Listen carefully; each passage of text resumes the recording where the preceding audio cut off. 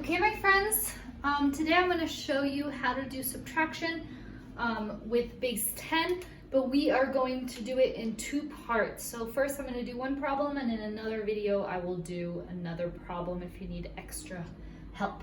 But I suggest you watch both videos. So we're going to start with the problem. 345 minus 126 and 463 minus 199. Okay, so those are going to be our two problems for today. The first thing that we always start out with is our base 10 chart. So I'm going to go ahead and draw that.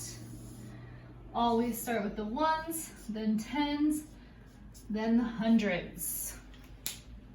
Okay, with a different color, I'm going to go ahead and I'm going to start with the biggest number. Always start with the biggest number and always start with the ones. So the ones in our biggest number is 5. So 1, 2, 3, 4, and 5. Remember that we represent our dots with circles or dots. Our second number is going to be the tens, and we have 4 tens. So I'm going to do 4 lines to represent our tens, and then for our hundreds, we have 3 squares to represent 3 hundredths. So that is our first number. We're going to do a big reminder that we're doing subtraction by writing a little line right there to remind us, oh, we're doing minus this time around. Our second number, we're going to go ahead and we're going to write it below this imaginary line so that we separate the two numbers and they are not the same one. We have 6 ones,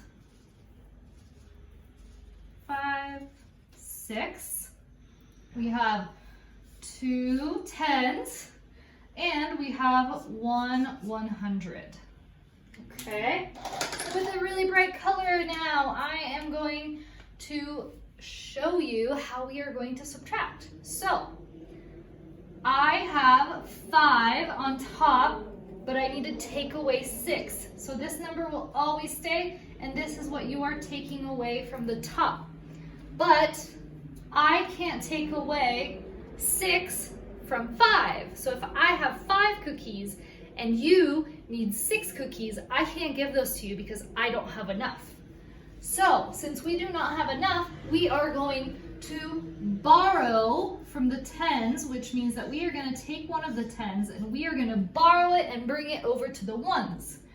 So now I'm going to have a total of 15 ones on top.